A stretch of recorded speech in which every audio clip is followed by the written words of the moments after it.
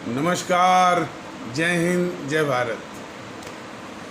भारतीय अवाम ताकत दल अपने भारतीय भाई बहनों अर्थात अपने देश भारत की जनता अर्थात अपनी भारतीय अवाम से भारतीयता आधारित आपसी श्रद्धा, भारतीयता आधारित आपसी स्नेह, भारतीयता आधारित आपसी प्रेम, भारतीयता आधारित आपसी अखलाक मोहब्बत, भारतीयता आधारित आपसी सहयोग, भारतीयता आधारित आपसी सम्मान, भारतीयता आधारित आपसी एकता, भारतीयता आधारित आपसी भाईचारा तथा भारतीयता आधारित आपसी सद्भाव को समझने व उसे आत्मसात करके वैसा ही आचरण एवं व्यवहार करने हेतु और इसके पूरे देश में प्रचार प्रसार करने हेतु और प्रत्येक देशवासी को इसकी अहमियत और महत्व को समझाकर उसे अपनाते हुए वैसा ही आचरण एवं व्यवहार करने हेतु और प्रत्येक देशवासी को अपना ही भारतीय भाई बहन मानकर, समझकर, अपनाकर उनके साथ वैसा ही और उसी अनुसार आचरण एवं व्यवहार करने हेतु सतत, सदैव और हमेशा अदब के साथ, आदर के साथ अर्ज करता है, विनती करता है। अब हम लोग जो आम जनता को, जो आम हमारे भारतीय भाई बहन हैं, उनको परेशान करने वाली कुछ समस्याओं का जिक्र करेंगे और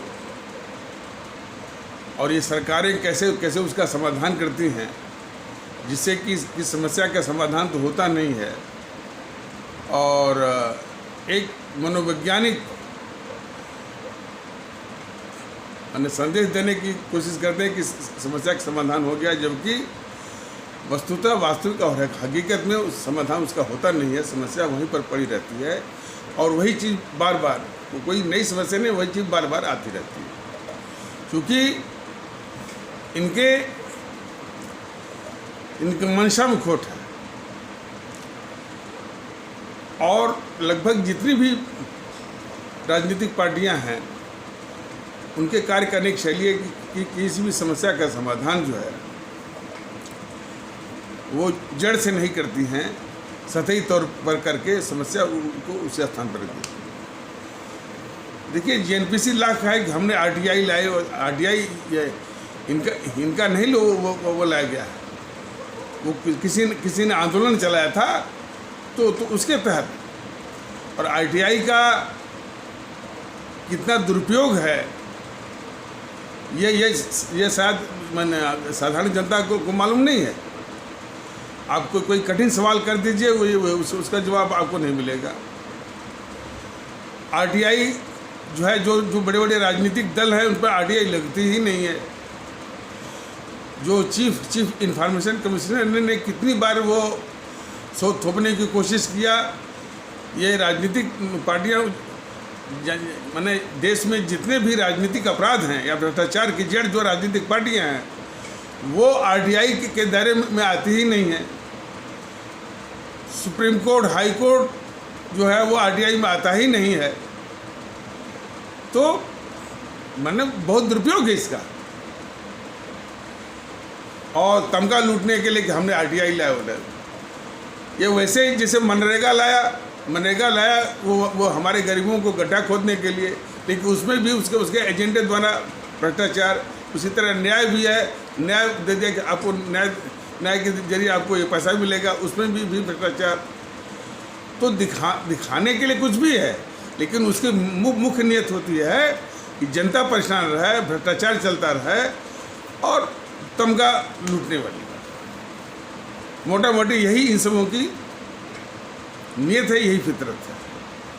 लेकिन जब इस पर गंभीरता से विचार किया जाएगा तो बात वहीं पर आगे आएगी कि हमारे लोग ऐसे लोगों को चुनते क्यों हैं।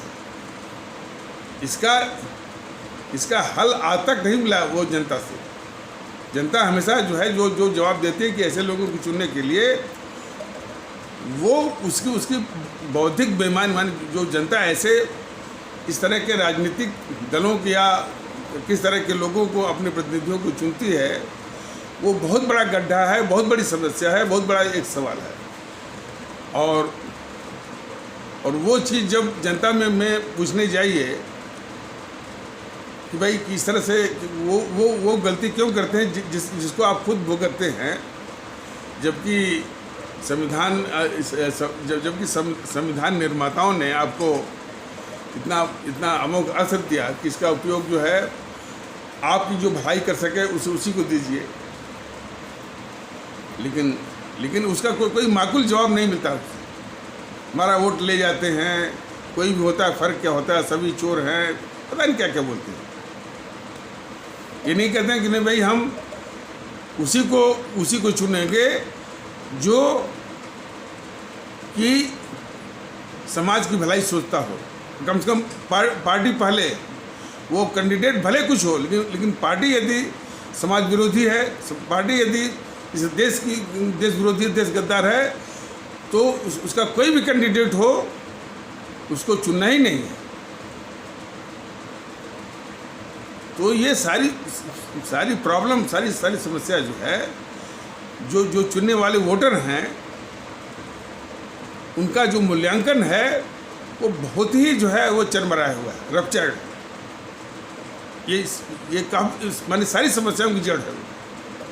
खैर, वो तो जो है वो भारतीय जनता दल इसको भी एड्रेस करने के लिए और इसको भी दुरुस्त करने की जिम्मेदारी लेगा और लोगों को, अपने भारतीय भाई बहनों को समझाएगा कि सब कुछ आप ही के हाथ में है। और नेक नीयति से और ऐसे व्यक्ति को जो कि पात्र हो, पात्रता की बात बताई गई है और वो बात जनता के बीच में अपने आदरणीय भारतीय भाई बहनों के बीच में बताया जाएगा। और फिर बताया जाएगा भाई कि जो पूरे समाज का, समाज में फिर बांट कर नहीं कि इनका ही कल्याण करना है, हिंदुओं का ही कल्याण करना है, मुसलमानों का ही कल्याण करना है। हालांकि हिंदू मुसलमान नाम लेना भारतीय जनता दल के वसूल के खिलाफ है, लेकिन जो ऐसे ही बात करता है तो निश्चित है कि वो समाज माने वो चुनने लायक नहीं है, समाज का शत्रु है।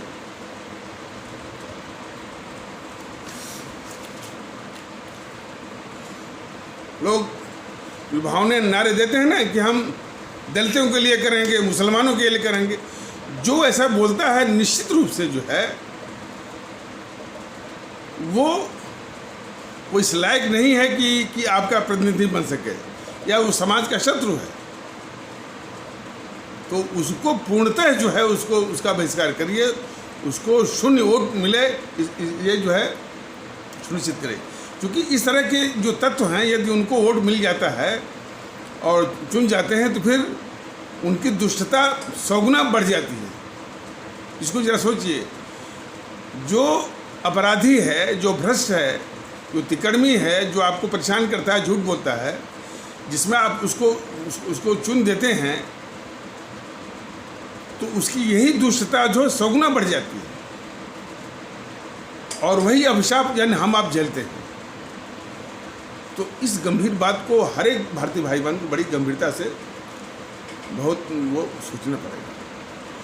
तो खैर इन बातों को और विस्तार से और ढंग से भारतीय जनता दल आप लोगों के बीच में जब भी आएगा और आने वाला भी है तो ये बताएगा भी। तो अभी कुछ उदाहरण के तौर पर, कुछ नमूने के तौर पर, कुछ मिसाल के तौर पर कुछ मामले आपके सामने पेश किए जा रहे हैं। चिदम्बरम के भ्रष्टाचार का मामला, हम आप जाएं तो मुश्किल से एक बार बेल मिलना मुश्किल हो जाएगा और कितना भारी पड़ जाएगा और कितने संसाधन हमारे आपके खर्च हो जाएंगे। अपने जीविका जीविका से अर्जित जो भी पैसा रुपया है वो भी खर्च हो जाएगा और कितना महंगा पड़ जाएगा एक बेल, एक जमानत लेने में। वहीं पर चिदम्बरम जो 22 बार स्थित दिल्ली हाई कोर्ट से जमानत लिया। इन हाई कोर्टों को, इस न्यायपालिका को, सुप्रीम कोर्ट को शर्म आनी चाहिए। उसको यानी इन सबों को शर्म नहीं आती है कि इस डकैत को दिल्ली हाई कोर्ट ने 22 बार बेल दिया। न्यायपालिका भी इसी देश की व्यवस्था है, और जब इस तरह से व्यवहार करेगी तो जनता भी सवाल उठाएगी। जो सवाल अब उठ रहा है कि चिदम्बरम जैसे लोगों को 22 बार बेल मिलना हाईकोर्ट के, दिल्ली हाईकोर्ट के द्वारा, और यदि यही हाल रहा तो एक दिन ऐसा सवाल आ गया कि आखिर न्यायपालिका है किसके लिए। और वैसे भी देश में जो अपराध बढ़ रहे हैं और अपराधियों के जो हौसले बढ़ रहे हैं, किसी पर कोई रोक नहीं है, उसमें पुलिस और वकील के साथ न्यायपालिका भी उतनी ही जिम्मेदार है, उतनी ही दोषी है। इस ब्लेम का शेयर उसको लेना पड़ेगा, उसको महसूस करना पड़ेगा। फिर से कहा जा रहा है कि हमारे समाज में जो अपराध बढ़ रहे हैं और अपराधियों के जो हौसले बढ़ रहे हैं, इस तरह का जो अभिशाप बढ़ रहा है, उसमें पुलिस के साथ वकीलों को भी और न्यायपालिका को इस अभिशाप का जो ब्लेम है उसका शेयर लेना पड़ेगा और महसूस करना पड़ेगा, उसकी जिम्मेदारी लेनी पड़ेगी। बिल्कुल सीधी बात। Nobody and no institution can live in isolation or in island. तो वो चिदम्बरम को 22 बार बेल मिली। सरकार ने बहुत जोर लगाया सुप्रीम कोर्ट में कि उसको बेल न मिले। आपने तमाशा देखा होगा कि जिस दिन वो अरेस्ट होने का क्या तमाशा ये सब लगाए थे, टीवी चैनल वाले तमाम कैमरा लगाए थे जिस दिन अरेस्ट होने वाला था। अब मुश्किल से 2 ही 3 दिन वो अरेस्ट हुआ, मतलब जेल के अंदर रहा। सरकार उससे उगलवा नहीं पाई। यह मोदी जी के जो सिपा सालार हैं और लोग जान लें कि ये कहने को है कि चिदम्बरम हैं, बड़े अर्थशास्त्री हैं और फलाने ढिकाने, लेकिन उनका जो कोर नेचर है, कोर स्वभाव है, वो माने बहुत घुटे हुए अपराधी हैं। और हम नहीं कहते कि चिदम्बरम अकेले होंगे, चिदम्बरम की तरह और कई होंगे। चिदम्बरम तो एक नमूना है। तो इनको बिल्कुल कि ये भूतपूर्व वित्त मंत्री आपने मानना शुरू कर दिया तो भैया आपका फेलियर है। ये इतने बड़े नेता हैं, भैया आपका फेलियर है। अपराध को देख करके वो समझें कि ये अपराधी है, बस इसके आगे वो कुछ नहीं है कि भूतपूर्व मंत्री है, कुछ नहीं है। लेकिन ये सारे चैनल वाले हैं, बार बार कहा जाए कि चैनल वाले इस देश के सबसे बड़े खतरनाक शत्रु हैं। वो बस भूतपूर्व मंत्री बात खत्म हो गई। ये तो अपराधी है और जिस तरह का तिकड़म करके अपराध कर रहा है वो घोर किस्म का अपराधी है और घोर किस्म का वो तिकड़मी है। इसी नज़रिए से उस केस को देखा जाना चाहिए। इस नज़रिए से ये चैनल वाले उसको करते। तो सरकार जो है उससे एक शब्द भी नहीं उगलवा पाई। लेकिन जरूरत इस बात की थी कि जिस डिग्री ऑफ टार्चर के द्वारा यदि वो बात उगल सकता था, उस डिग्री ऑफ टार्चर तक जो है सरकार को पहुंचना चाहिए था। उसके मुंह से उगलवाना देश के हित में बहुत ज़रूरी है। और देश के हित में जो भी ज़रूरी है, यदि सरकार ईमानदार है और आम जनता को राहत देने की मंशा रखती है, चिदम्बरम से बात तो नहीं वो उगलवा पाई। अरबों खरबों की डकैत सोनिया गांधी को जो है वो सिक्योरिटी दे रही है, और उन्हीं के बराबर हमारे और भी भारतीय नागरिक हैं जो कि मजदूरों के रूप में उस सड़कों पर कोरोना में जाकर मर रहे हैं। तो उस मानसिकता को जरा देखिए, मोदी जी की मानसिकता को देखिए और उनकी सरकार की मानसिकता को देखिए। और मोदी जी अकेले नहीं होंगे, जेएनपीसी की भी मानसिकता, वामदल बहुत जो गरीबों की बात करता है उसकी भी मानसिकता को देखिए। लेकिन ये कितनी खतरनाक मानसिकता है हमारे देश के आम लोगों के खिलाफ और अपने जनता के खिलाफ, अपने देश के खिलाफ। तो फिर उसी बात जाइए कि जिस वक्त को ये जो अपराध करते हैं तो फिर उनको बस अपराधी मानिए। ये जरा भी नहीं आना चाहिए कि ये भूतपूर्व मंत्री है।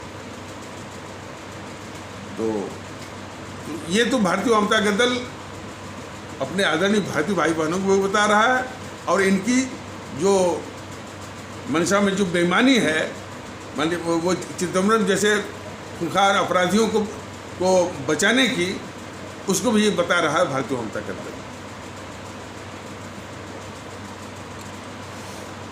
CAA जब कानून पास हुआ, तमाम हिंसक घटनाएं हुई, आगजनी हुई, तोड़फोड़ हुआ, देश को अस्थिर करने की एक बहुत बड़ी साजिश थी। और उसी दौरान जो ये खतरनाक संगठन PFI, उसने विदेश से फंडिंग मंगाई। वो फंडिंग का पैसा कपिल सिब्बल को मिला, और उसी फंडिंग से जो है शाहीन बाग वगैरह क्या उसने जो है हमारी माताओं और बहनों को, जब उनका सब हथकंडा फेल हो गया, तो इस्लाम, हमारे इस्लाम आस्था वाले भारतीय भाई बहनों की, माताओं और बहनों के दिमाग में जहर भर करके, सिखा पढ़ा करके, उनको अपना ढाल बना करके उनको इस्तेमाल किया। तो PFI ने विदेश से फंडिंग बना करके इस कपिल सिब्बल को पैसे दिए। सरकार ने आज तक कुछ नहीं किया। यदि उसी वक्त ये हो गया होता, कम से कम ये चैनल वाले बोलते कि ये गद्दार है, PFI के बराबर ही गद्दार है कपिल सिब्बल। इन चैनल वालों की बराबर मानसिकता पड़ी है। गाली तो नहीं दी जा सकती, गाली से घिनौना ये इनकी करतूत है। तब भी बोलते हैं कपिल सिब्बल ने ये कहा। जो कपिल सिब्बल विदेशी माने जो कपिल सिब्बल आतंकवादियों से, आतंकवादी माने जो ये PFI संगठन से विदेशी फंडिंग लेकर के, और कौन फंडिंग आई थी, देश में हिंसा फैलाने वाली, और उसी फंडिंग का ये हिस्सेदार बना कपिल सिब्बल। ये चैनल वाले जरा भी नहीं कहना कि कपिल सिब्बल इस समाज का दुश्मन, देश का गद्दार है, नहीं कह रहे हैं उसको। लेकिन कपिल सिब्बल ने हमला बोला, कपिल सिब्बल ने ये कहा। यही नहीं, चिदम्बरम में जब मारा गया, द हिंदू अखबार जो है ना, जो इस देश का गद्दार paper, the Hindu English daily, Chidambaram की सारी बातों को फ्रंट पेज पर, पहां पेज पर छापता रहता है।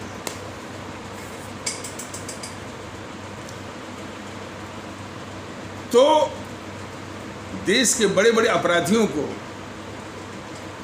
चिदम्बरम जैसे, कपिल सिब्बल जैसे अपराधियों को ये मोदी जी किस तरह से बचा रहे हैं, देखिए ना। राहुल हर वक्त झूठ ही बोलता है, ऐसे झूठ नहीं बोलता है, सिर्फ इस देश के खिलाफ। अब इससे बड़ा गद्दारी का प्रमाण क्या चाहिए भाई?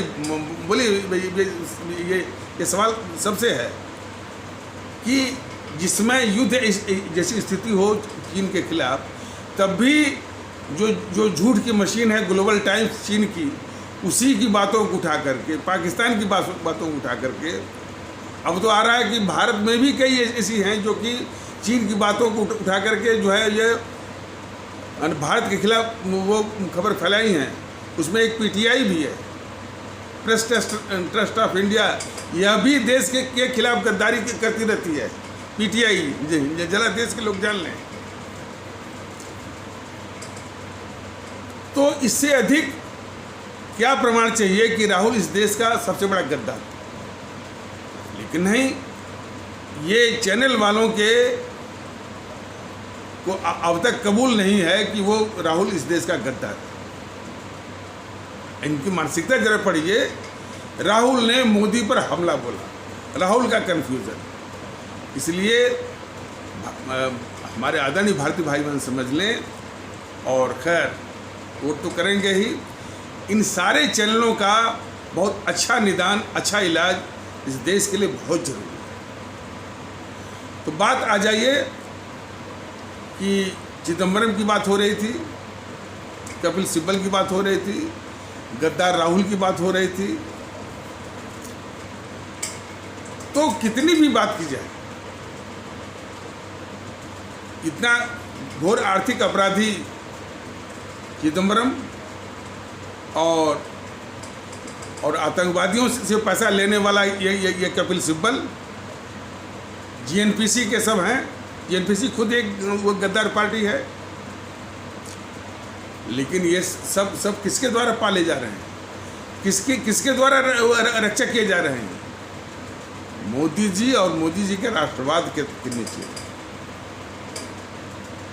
तो जनता इस बात को बहुत ध्यान से देखे, जनता भी देखे, हमारे आदरणीय भारतीय भाई बहन भी देखें, और बीजेपी के जो समर्थक हैं, बीजेपी के जो कार्यकर्तागण हैं, तो बीजेपी के जो समर्थक गण और कार्यकर्तागण और निचले स्तर का वो नेतृत्व वाले हमारे भारतीय भाई बहन, सभी भारतीय भाई बहन बड़े गौर से देखें कि आपने किसके लिए जो है वो काम किया, किसके लिए वोट बटोरा, किसके लिए अभियान चलाया, कि जो सारे देश के दुश्मनों को और देश के अपराधियों को बचा रहे।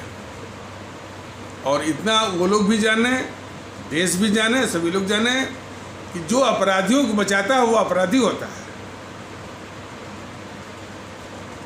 और देश के गद्दारों को जो बचाता है वो गद्दार होता है। मोदी जी भी इस देश के गद्दार हैं। क्यों? कि सारे देश के गद्दारों को वो बचा रहे हैं। देखिए, ये बातें इसलिए बताई जा रही हैं कि ये कितना खतरनाक खेल खेल रहे हैं। ये हमारी आवाम को जानना बहुत ज़रूरी है।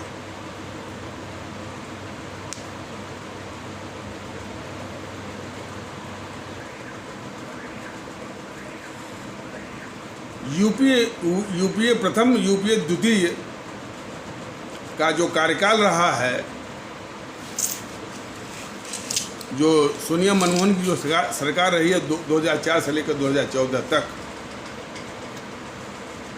ये बातें सामने निकल के आ रही हैं कि करीब 30 से लेकर 35 लाख करोड़ की लूट टोटल हुई है, और वो केसेस लाख उन समूहों के दबाने के बाद भी रोज कोई न कोई केस का खुलासा होता था।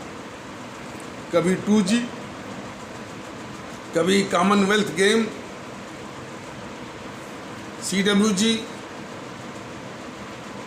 कभी जो है आदर्श सोसाइटी घोटाला, कभी पनडुब्बी घोटाला, कभी अगस्ता वेस्टलैंड घोटाला,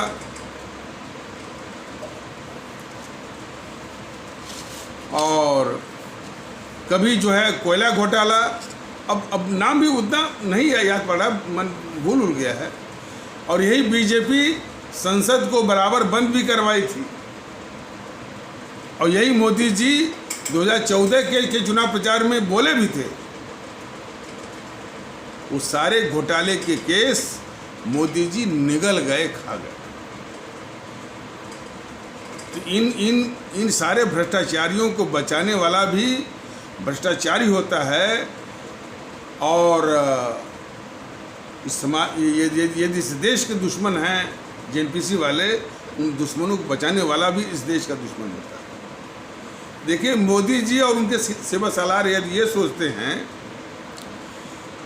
कि चीन के साथ जो नीति अपनाई गई और सेना को तैनात कर दिया गया और रक्षा सामानों की जो खरीद की गई, और देश के अंदर जो है सड़कों का, हाईवेज का, एक्सप्रेसवे का जाल, तेजस और वंदे भारत जैसे ट्रेनों का चलाना, और रेलवे स्टेशनों का कई रेलवे स्टेशनों का आधुनिकीकरण, कई एयरपोर्ट को खोलना, industrial corridor, dedicated freight corridor, और इस तरह से कनेक्टिविटी को बढ़ाना, और फिर उज्ज्वला, गरीबों के लिए उज्ज्वला, जनधन, सौभाग्य योजना, शौचालय, घर, ये करके जो इन देश के दुश्मनों को, देश के भ्रष्टाचारियों को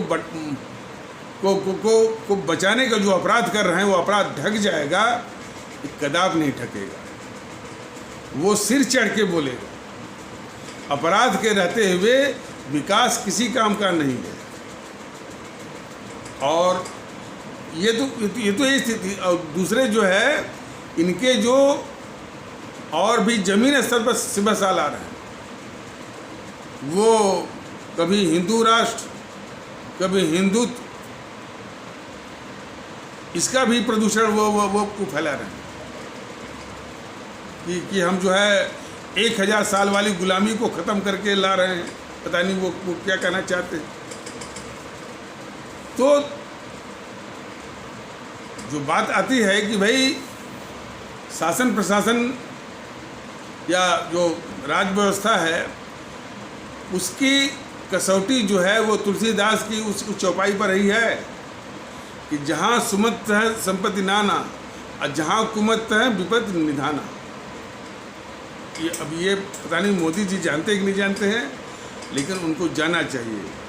महान कवि और प्रभु राम के अनन्य भक्त गोस्वामी तुलसीदास ने कहा है, और ये आदर उनको भी करना चाहिए, उनके सिपहसालारों को भी करना चाहिए कि उन्होंने कहा था कि जहाँ सुमत है संपत्ति नाना, और जहाँ कुमत है विपत्ति निधाना। तो देश में सुमत होनी चाहिए। जहाँ इतने अपराधी पाले जा रहे हों, जहाँ इतने देश के दुश्मन पाले जा रहे हों, जहाँ जो झूठ मूठ की बातें हिंदुत्व और हिंदू राष्ट्र की बात को फैला करके एक झूठा भ्रम दहशत वो फैलाई जाती हो, और हमारे जो आम नागरिक हैं, जो हमारे गरीब हैं, वो जब भी कोई आफत आती है तो लगता है कि दे आर एट हेवायर, कोई व्यवस्था उनके लिए है ही नहीं। बाद में भले दिखावा। अब वो इतने सैकड़ों हमारे मजदूर भाई सड़कों पर जब मर गए, तब इनकी बस की व्यवस्था आई और ट्रेन की व्यवस्था आई, उसे क्या लाभ। अब अभी बाढ़ में हमारे सैकड़ों गरीब लोग जो है उसके शिकार हो गए। माताएं बहनें और हमारे भारतीय भाई बहन उसमें बह जा रहे हैं। ये उनको चिंता नहीं है, लेकिन राम मंदिर के आयोजन में जरूर जाएंगे। तो ये दिखाता है कि देश के लोगों के प्रति उनकी क्या संवेदना है।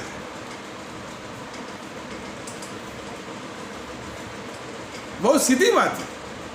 प्रभु राम कब कहेंगे कि भाई कि हमारे जो बंदे हैं वो पानी में बह रहे हैं, आपने सिर्फ NDRF लगा दिया, बस हो गया। आप चिंता करिए, जाकर देखिए प्रधानमंत्री के रूप में आप उन्हीं के प्रधानमंत्री हैं, और इन बातों के रहते जो है वो राम मंदिर का आयोजन हो, कोई मस्जिद का आयोजन हो, कोई गुरुद्वारा का आयोजन हो, कोई गिरजाघर का आयोजन हो, उसमें जाना जरा भी शोभा नहीं देता, और ये राष्ट्र हित में भी नहीं।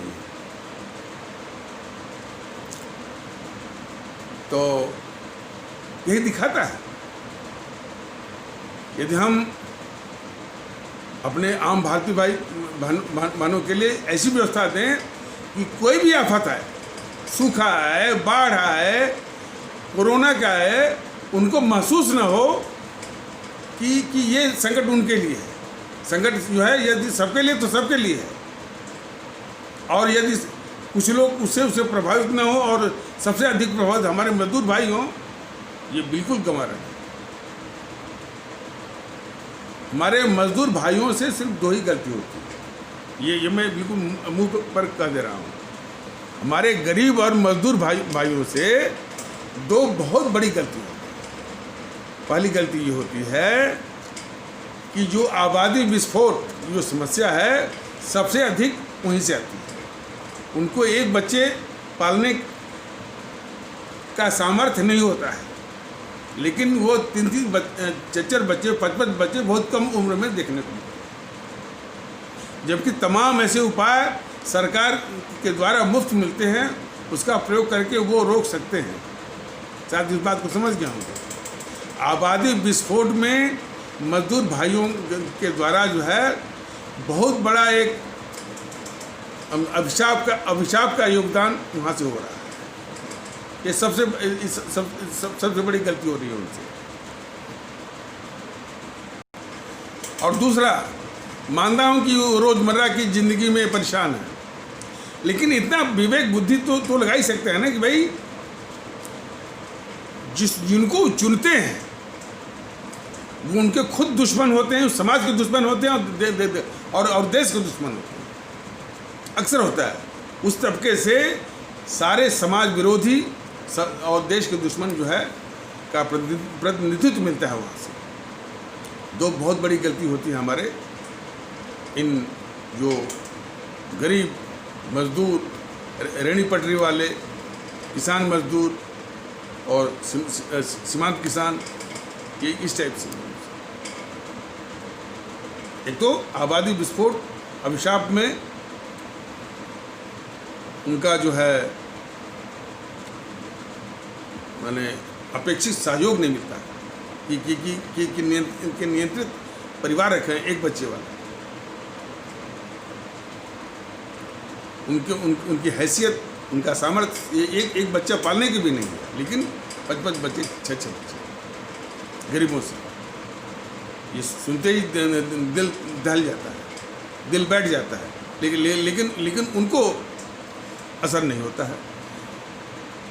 मुल्क पर तकलीफ तो बाद में होती है, सबसे तुरंत तकलीफ जो है वो उन्हीं को होती है। दूसरा, इसी तबके से जितने भी असामाजिक ये तत्व चुने जाते हैं, काफ़ी समाजवादियों के, बहुजन समाज पार्टी, इनके GNPC वालों के, वाम दलों के, वही चुने हैं।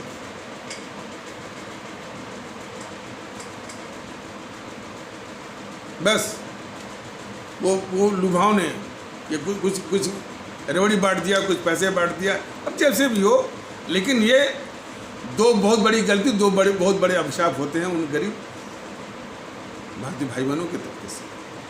तो खैर ये भी समझाएगा उनको कि ये गलती मत करिए, इस गलती का खामियाजा सबसे अधिक आप ही को भुगतना है। अभी भुगतते हैं तो क्यों जानबूझ के आप भुगतते हैं, इस बात को समझाया जाएगा। लेकिन इससे कोई मतलब नहीं है जो उनको राहत पहुंचाने की व्यवस्था, भारतीय जनता दल उस व्यवस्था में विश्वास करता है कि उनके पास साधन भले कम हो, नहीं हो, लेकिन व्यवस्था ऐसी होनी चाहिए कि उनको ये एहसास न हो कि उनके पास साधन नहीं है। इसका लबे लुबाब हमारे आदरणीय भारतीय भाई बहन वो समझ गए। लेकिन ऐसा करने के लिए वही जो कि बार बार बताया गया है, सुभाष मान के राष्ट्रभक्त शिरोमणि नेताजी सुभाष चंद्र बोस की जो बोले थे कि 25 से 30 साल तक जो है किसी राष्ट्रभक्त द्वारा तानाशाही, तो इस लोकतंत्री व्यवस्था में तानाशाही तो मुमकिन नहीं है, लेकिन उसी स्तर की, उसी लेवल की और उसी तरह की सख्ती जो है मुमकिन है लोकतंत्री व्यवस्था में भी। और भारतीय जनता दल पूरा उसका समर्थन है, उतनी सख्ती लाएगा। और सख्ती में आम पब्लिक को आराम होता है। ये जितने रसूख वाले हैं, जितने ये गुंडा हैं, माफिया हैं और जो सामंतशाही दृष्टिकोण के हैं, उनको तकलीफ होती है कि हमको भी आम जनता के बराबर वो व्यवहार और प्रेफरेंस मिल रहा है। कोई बात नहीं है, उनको तकलीफ हुआ करे, लेकिन यदि आम पब्लिक को आराम है, सख्ती और नियम पालन, अनुशासन और निष्पक्षता और बारी बराबरी का सिद्धांत और चुस्त दुरुस्त और मौके पर न्याय जो है न्यायपालिका से हटा करके सरकार को देना है और तुरंत देना है। न्याय भी, सुरक्षा भी, सम्मान भी, प्रतिष्ठा भी, सब कुछ। तब हमारे वैसे तो कोई गरीब नहीं रह जाएगा, लेकिन फिर भी यदि साधन कम है तो उसको महसूस नहीं होगा कि नहीं भाई हम साधन मेरे पास नहीं भी है तब भी व्यवस्था हमारे लिए है। इसलिए नहीं कि कोई भी आफत आती है, सूखा है, बाढ़ है, कोरोना है, मरना है, सबसे अधिक और मार उन्हीं को करते हैं, ये ऐसी बात नहीं है। लेकिन इसके लिए वही कि हम लोग भारतीयता के आधार पर एकता बने, ये सबसे जरूरी है। देखिए इस भारतीयता की एकता के खिलाफ जो है ये सारे जो दल जो वो समाज को टुकड़े टुकड़े करके जो राजनीति करते हैं वो सब लामबंद हो गए। लेकिन सब जो है यानी